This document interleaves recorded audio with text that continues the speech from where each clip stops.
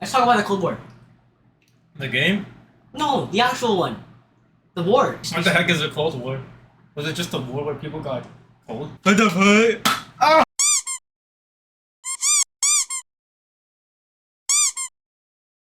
Have you ever had that greedy friend who asks for everything and eats all your food, but never pays?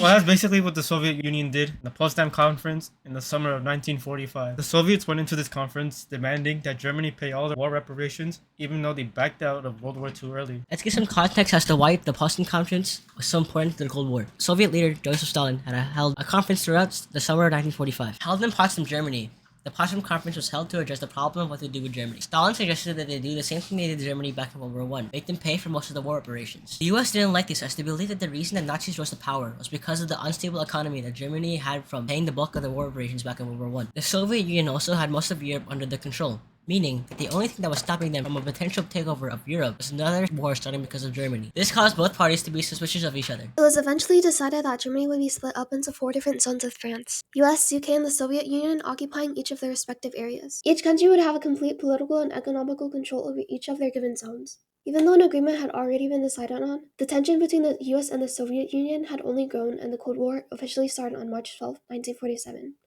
only 2 years after the Potsdam Conference and the end of World War II. In the midst of the Cold War, the Soviet Union had become a threat to the US and thus causing them to act, resulting in the formation of NATO on April 4th, 1949. NATO is and was a military alliance between several countries that formed as a counterweight against the Soviet Union's armies that were stationed in Central and Eastern Europe. Its purpose was to defend itself and its members from potential threats from the Soviet Union, essentially meaning that if another country were to attack a country of NATO, then it would be considered an attack of the entirety of NATO. NATO itself is an acronym for North Atlantic Treaty Organization. The countries that originally formed the NATO were Belgium, Canada, Denmark, France, Iceland, Italy, Luxembourg, Netherlands, Norway, Portugal, the United States, and the United Kingdom.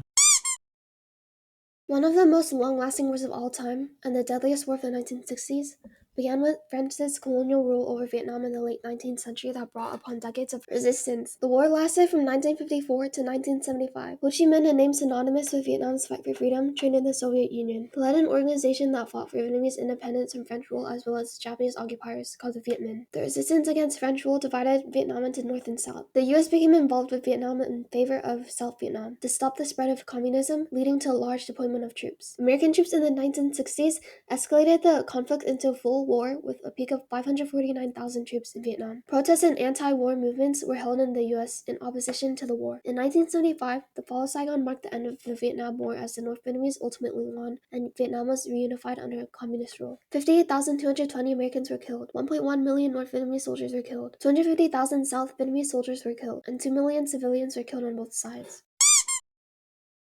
On May 6, 1955, 6 long years after the formation of NATO, West Germany decided to join NATO. This caused the Soviet Union to promptly create their own collective defense treaty in Central and Eastern Europe. They called it the Warsaw Pact. The Warsaw Pact was an alliance between the countries of the Soviet Union, Albania, Bulgaria, Czechoslovakia, East Germany, Hungary, Poland, and Romania. It was a collective defense treaty, meaning, just like NATO, if another country were to attack a country of the Warsaw Pact, it would be considered an attack on all the countries within the Warsaw Pact. The Warsaw Pact and its members had opposing ideologies. NATO had a democratic system, where its purpose was to guarantee freedom and security of its members through the means of politics and military. In contrast, the Warsaw Pact supposedly made their decisions through collective decision-making. It was later found out that it was the Soviet Union that had the most influence in the decision-making of the pact, essentially making the Soviet Union the most powerful body making most of the decisions within the alliance. Although the Soviets claimed that the Warsaw Pact was a defensive alliance, its true purpose was to reinforce communist dominance in Eastern Europe. The two groups started an arms race and built the defenses which lasted throughout the entirety of the Cold War. This caused even more tension between the two alliances and almost started World War III. In Hungary on 1955 and again in Czechoslovakia on 1968, anti-Soviet and anti-communist movements spread widely throughout the entirety of Eastern Europe. In 1990, East Germany left the Warsaw Pact to start preparations for reunification with West Germany. Only after a year after East Germany left in 1991, Poland and Czechoslovakia had expressed their desire to also leave the Warsaw Pact. These factors and many other factors that were mentioned promptly caused the Soviet military to give up the control of the Warsaw Pact. On July 1st, 1991, Czechoslovak President Václav Havel formally terminated the Warsaw Pact, which then led into The dissolution of the Soviet Union was caused by a number of factors too lengthy to put into a singular video, summarizing the Cold War in its entirety. For the sake of the video, we're only going to be talking about what we feel or the most important factors that caused the dissolution of the Soviet Union.